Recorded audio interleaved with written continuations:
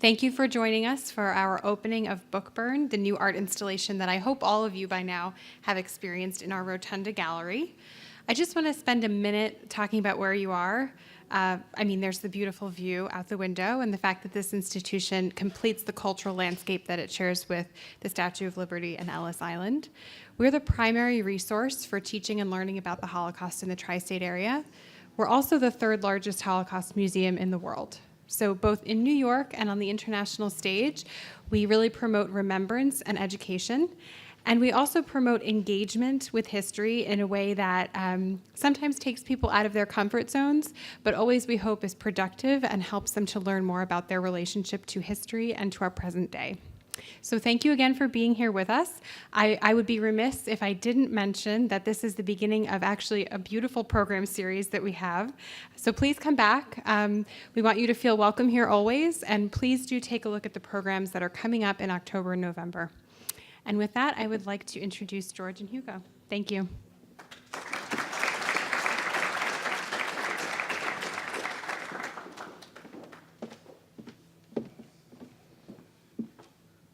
We have a little tap dance number we're going to do for you now. Thank you, Miriam. It's great to be here. Good evening. My name is George Peck. I'm one of the artists of created this piece of art. My partner is Hugo Perez.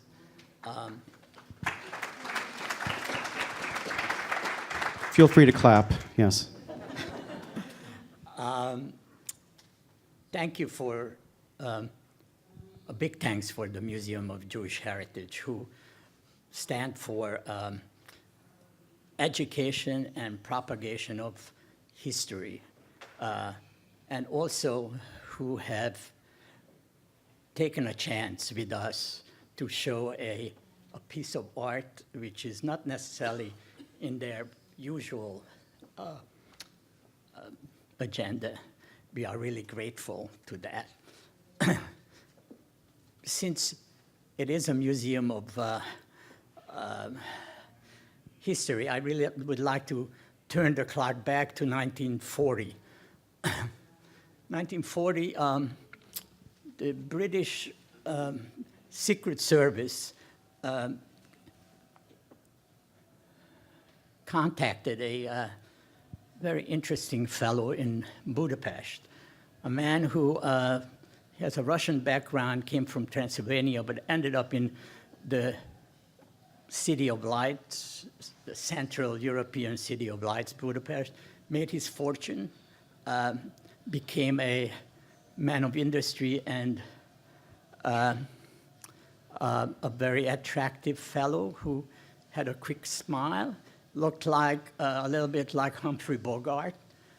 He would have his hat fedora in a rakish angle, but also he had enormous connections, and he accepted the mission to be part of fighting the Germans, the Nazis. This is 1940, just a year before the Nazis moved into Hungary, and there were already a network was built up to fight them. He had 4 years of amazing achievements, being in the underground and funneling money, people, arrangements, and all kinds of activities which were really very successful in the fight against the Nazis. In 1944, as the Russians were pushing towards the west, Germans were moving out, but at the very end close to the end of their occupation, the Gestapo caught this fellow and took him into a labor camp, which was in a southern part of Austria, Klagenfurt. The family thought that he would disappear.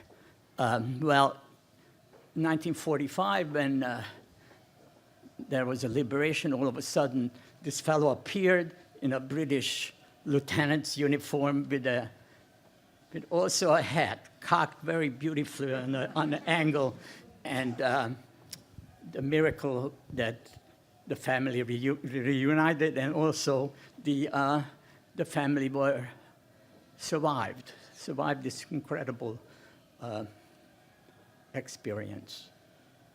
Fast forward, in 1956, the Hungarian Uprising, the first evening of the Hungarian Uprising, his son, George, woke up to this incredible sound and ruckus, which was a huge mob breaking into this Russian Soviet bookstore, throwing out books to the street and burning them. The experience was very lasting and very pretty horrifying, and certainly remained in the memory of this young person.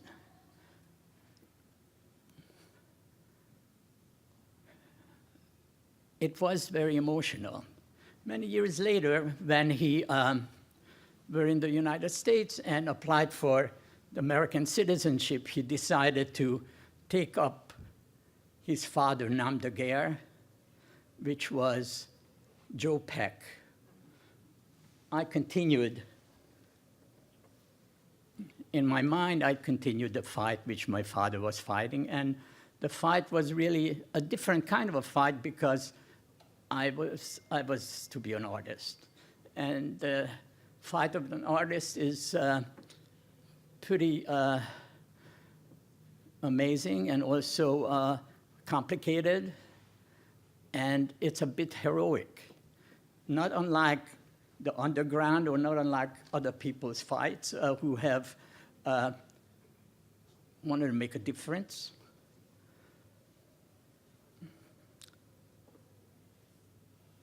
I would like to thank a few people who participated in the exhibition. I'd like to thank my wife, Mary Miss, who is my partner, who have been a great support. I would like to thank Andrew Klubetats, who is here, and also Lachlan Brooks, who has been an incredible help in the project. I would like to also thank Cindy and Dr. Pirillo, who have been, again, very amazing assistants to the project. I would like to thank professors Gwen Wright and Mr. Auerbach, and several other people who I'm not going to mention, but, well, some people in Europe. It's all, they were all very supportive in one way or another. But I would like to turn to page where I introduce my friend and incredible partner, Hugo Perez, who has been not only a partner, but a part of the alchemy which we developed between us. He is part of this art couple, a very interesting other side of this project. He is a filmmaker, a documentary filmmaker, and a wordsmith. I was most impressed with him when I saw his documentary film on Miklos Radnoti, which he did several years ago, which through that I met him. But the important part of this documentary is that Hungary was one of the countries, and still is one of the countries, who denied complicity in with the horror events of the war. This is Turkey, Japan, and I think several other countries. But Hugo, in this documentary, actually documented someone who actually saw not the Germans committing this murderous death march, which the poet was part of, but actually talked about that it was the Hungarian Nazis who did that. I was extremely impressed because this is really a proof in face of the lie which they're living in even today. I want you to applaud Hugo Perez.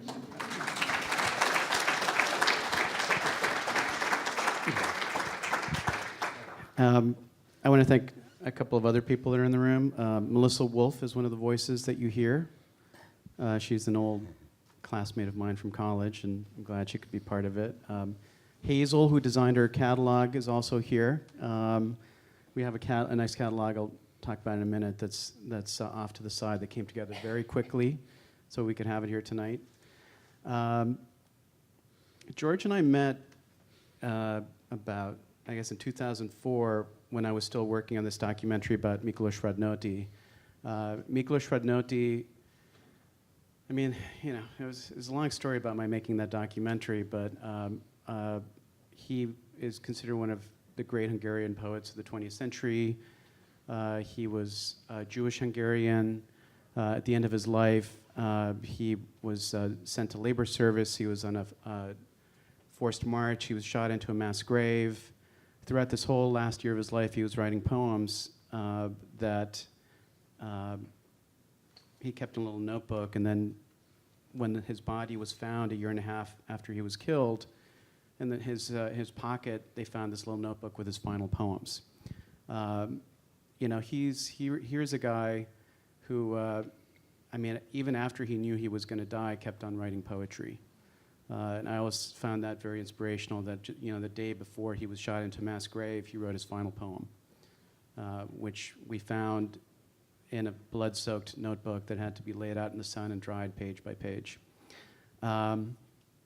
So I was making a documentary about this figure, and I'm Cuban-American. I didn't have any Hungarian friends. Well, I had one Hungarian friend, Sylvia Plahy, the photographer, and so I had asked her for advice about Hungary, and she said, oh, you got to meet this guy, George. And I forget if George and I had spoken. We might have had a quick phone call, but we wound up meeting in Budapest at midnight in an abandoned TV station that a mutual friend of ours worked at, and we just had this kind of strange encounter in the middle of the night. And then a couple of days later, we were both coming back to New York, and as luck would have it, we were on the same flight, and they had seated us next to each other. And it was open bar all the way back to New York. So we spent 8 hours, you know, talking about everything, drinking wine, and you know, it's a conversation that's continued, you know, to this day. And George had just started to work on his projected paintings, you know, exploring video, and so we had a lot of conversations about that over the years, you know. And then in 2013, I got an email or a call from George saying, Hugo, you know, I just saw in The Guardian in Hungary, they're burning books again. And a group of Hungarian neo-Nazis had orchestrated a series of burnings all across Hungary to destroy what they thought was impure contamination of their culture. So that is pornography and the work of Jewish writers like Miklos Radnoti. And in fact, in some of the, you know, we talked about this, there were some pictures that they had posted online, and in one of the pictures, you could clearly see a volume of the poetry of Miklos Radnoti, you know, being consumed by the flames. And George and I were, you know, shocked. It's 2013. It's like, you know, really? Like, this is happening again? And horrified. And we before we got off the phone, we decided we needed to create something that would respond to this. So it was 5 years ago. So that, I mean, those burnings happened almost 5 years to the month. Yes, almost exactly 5 years ago to this month. And, you know, it was kind of a journey to kind of figure out how how to respond to this. And that's led us all to be in this room here tonight. Do you want to? There's other stuff we could. Should I bring out our first guest? We had a couple of guests tonight. When I started this project on Radnoti, I was inspired by a poetry anthology I would recommend to all of you. It's called Against Forgetting 20th Century Poetry of Witness. It's edited by Carolyn Forche, who's a great poet herself. And in it, she, through poetry and poems, she documents all the dark moments of the 20th century. From Armenia, 1915, to Rwanda in the 90s. Turns out there were poets at every war, genocide, and political purge that happened, and they were all writing. And it's an amazing text to experience. On the first page of this anthology is a quote from Brecht. In the dark times will there be singing? Yes, even in the dark times there will be singing. Which I think is kind of powerful. We will continue to sing in the face of darkness. And so we wanted to include a little bit of song in this evening, and so we invited our friend Flo Anka, who's going to sing a couple of songs for us tonight. Flo?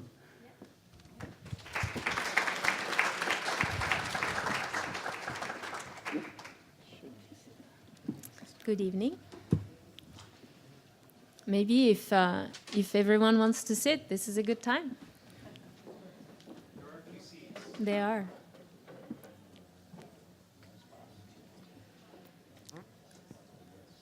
It's a song that it's called Barbara, and I never get to sing it because it is about the city of Brest that was bombarded 165 times during World War II. And completely destroyed, and it is a love song, and I hope you've practiced your French.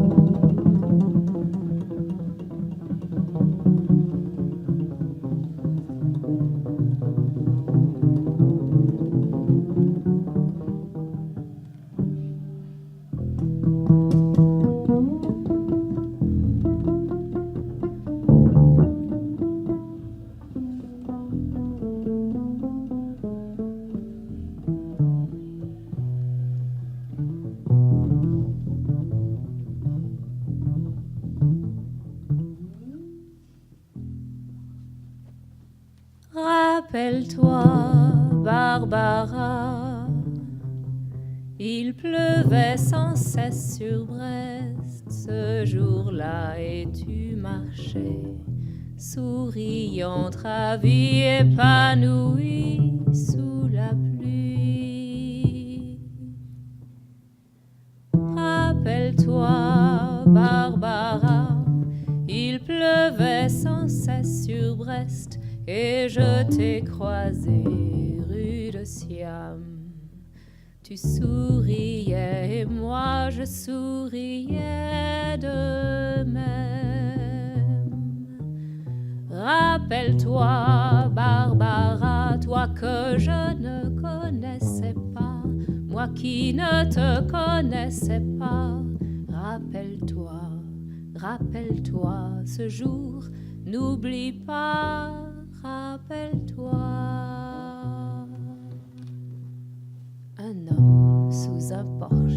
s'abritait et il a crié ton nom, Barbara, et tu as couru vers lui, ruisselante, ravie, épanouie, et tu t'es jeté dans ses bras. Rappelle-toi cela, Barbara, et ne m'en veux pas si je te tutoie. Je dis tu as tout ce que j'aime, même si je ne les ai vus qu'une seule fois. Je dis tu as tout ce que j'aime, même si je ne les connais pas. Rappelle-toi, Barbara, n'oublie pas cette pluie sur la mer, sur ton visage heureux, sur cette ville heureuse, cette pluie sur la mer, sur le bateau, sur le arsenal d'Ouessant. Oh, Barbara, quelle connerie la guerre, qu'es-tu devenue maintenant, sous cette pluie de feu, de fer, d'acier, de sang? Et celui qui te serrait dans tes bras amoureusement, est-il mort, disparu, ou bien encore vivant? Oh Barbara, il pleut sans cesse sur Brest, et tout n'est plus pareil, c'est une pluie de deuil terrible et désolé.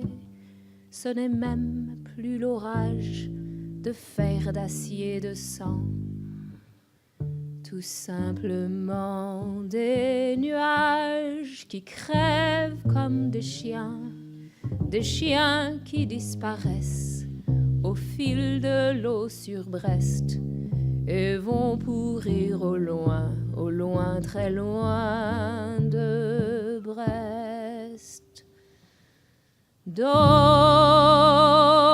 il ne reste rien.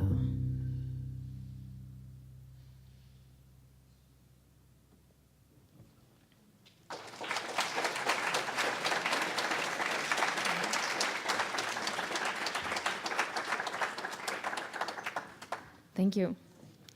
George and Hugo asked me to sing about beauty. So I thought I would do a song about love because it sounds appropriate in these difficult times. This is my friend Dominique Duval Jr.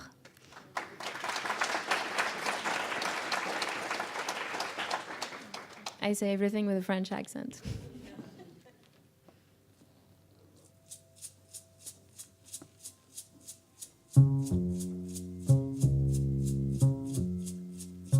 If you go away, like I know you will, you must tell the world to stop turning till you return again. If you ever go, what good is love without loving you? I can tell you now, if you turn to go, I'll be dying slow till your next hello. If you go away, if you go away, if you go away. But if you stay, I'll make you a day like no day has been. Oh, we'll be again. We'll sail the sun. We'll ride on the train. We'll talk to the trees. We'll worship the wind. Et quand vient le jour pour qu'un ciel flamboie, le jour et le noir ne s'écoutent-ils pas? Ne me quitte pas, ne me quitte pas, ne me quitte pas, ne me quitte pas. Il faut oublier, tout peut s'oublier qui s'enfuit déjà. Oublier le temps des malentendus et le temps perdu à savoir comment oublier ces heures qui tuaient parfois. temps du bonheur, à coups de pourquoi, ne me quitte pas, ne me quitte pas, ne me quitte pas. On a vu le temps.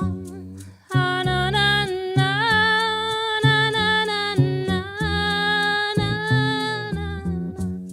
Ah, ah, ah, na. Ah, na, na, na, na, na, na, na, na, na, na, na. Na, na, na, na. Na, na, na, na, na, na, na. Ne me quitte pas, ne me quitte pas, ne me quitte pas.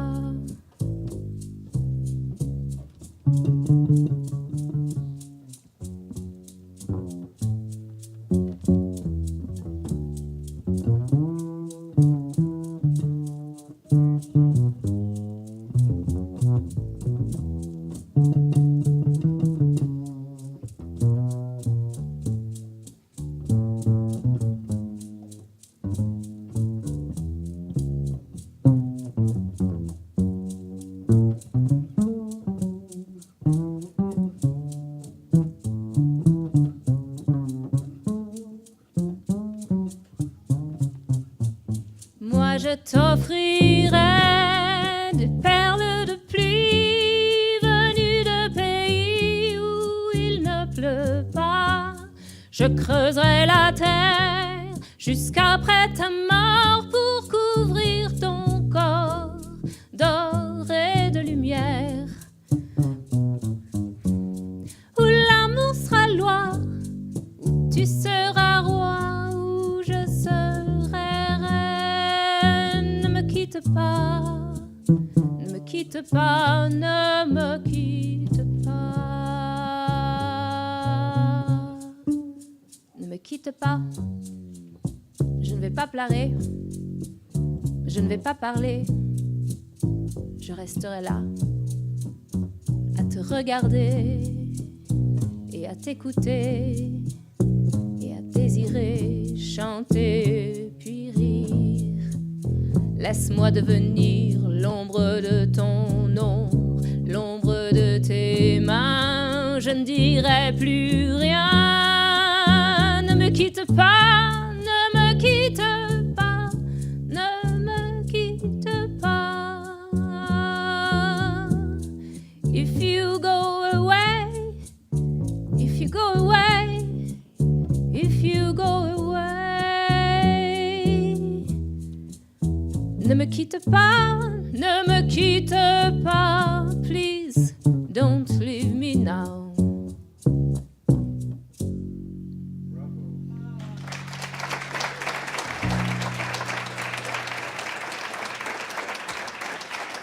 Thank you very much.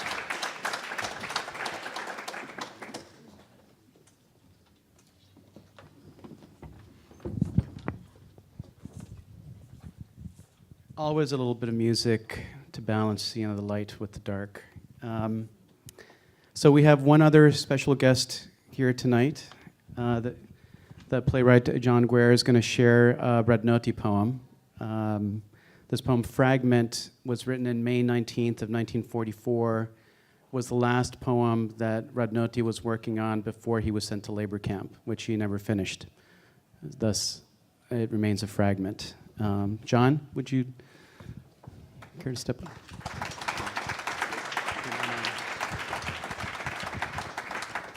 So grateful to George and Hugo for introducing me to Radnoti, whose poems I did not know. And just think of this, where this poem was written in a death camp on the day before a man is to be shot, and it's found on his body. In such an age I dwelt on earth, when men had fallen so beneath their nature that they, unbidden for their lust, would kill, and foaming stagger in the tangles of confusion, possessed by tainted creeds, bewildered by delusion.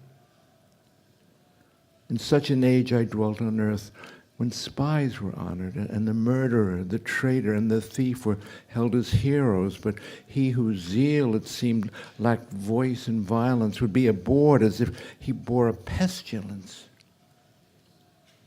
In such an age I dwelt on earth when he who would protest perforce must hide and gnaw his fist in bitterness and shame. That nation in its madness laughed and thought it good to taste such fatal horrors, drunk with filth and blood.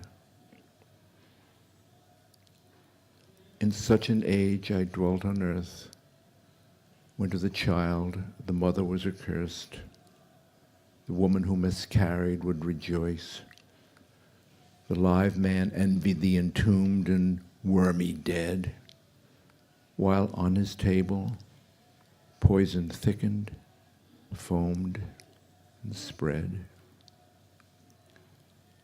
In such an age I dwelt on earth when the dumb poet must wait and hold his peace, hope for the day when he might find a voice. For none could here pronounce the dark, demanded verse, but that Isaiah, master of the fitting curse. Thank you.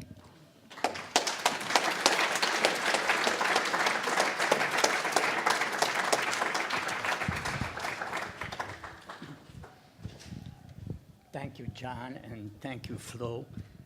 Really a fabulous contribution to this opening. One more time, I would like to go back in time and go back to 1956 in Vienna. I was a 15-year-old Hungarian refugee in Vienna, applied for coming to the United States, and while I was waiting to be processed, I explored all the museums and went to see as many films as I could possibly do.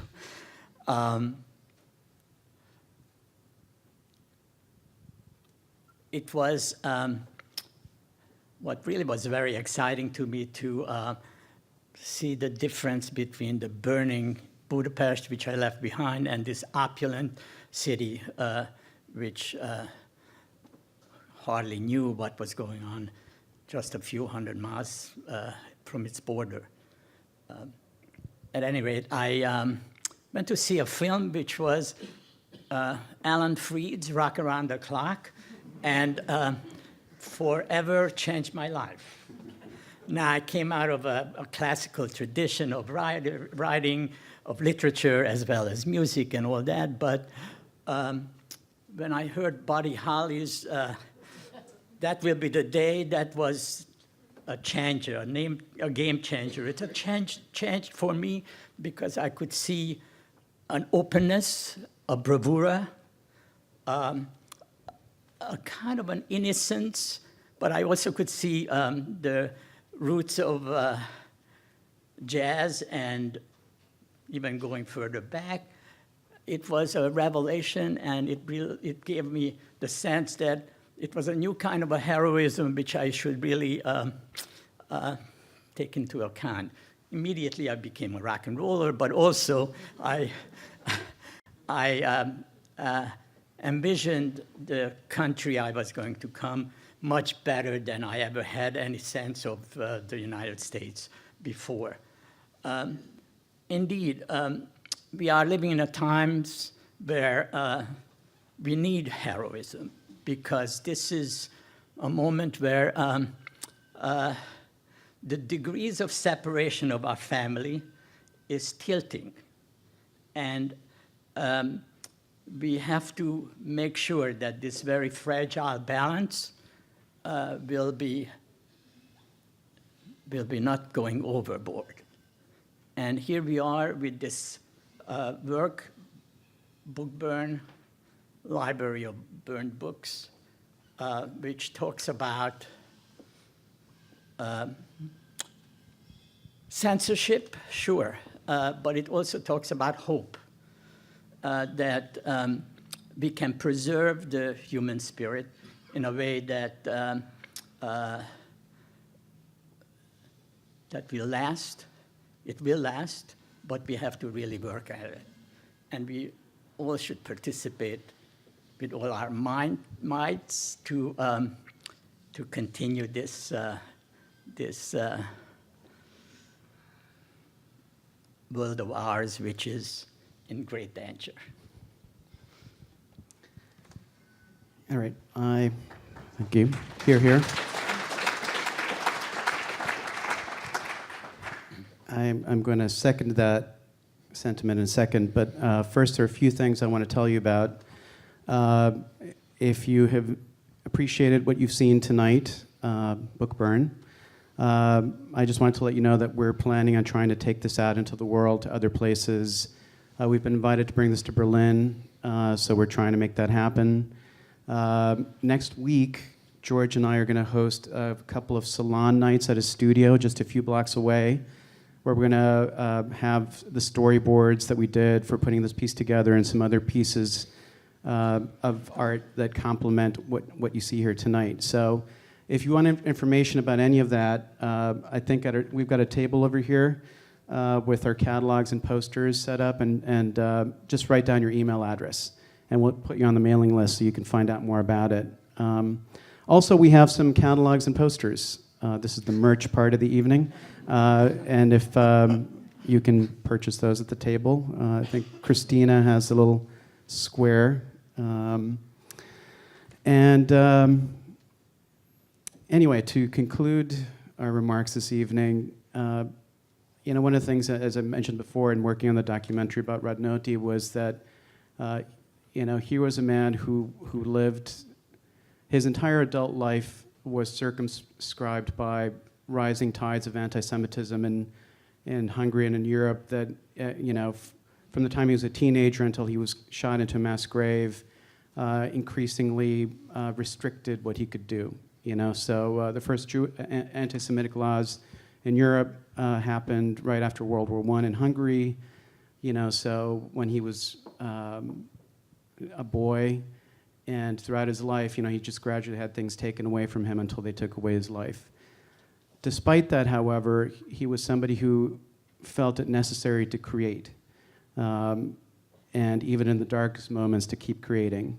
And so I think that if there's any takeaway from what we've done, it's A, that we stand against the destruction of culture, and B, that we should all go out and create as much as we can, and put out positivity and light into the world, because now, as much as any time, we need it.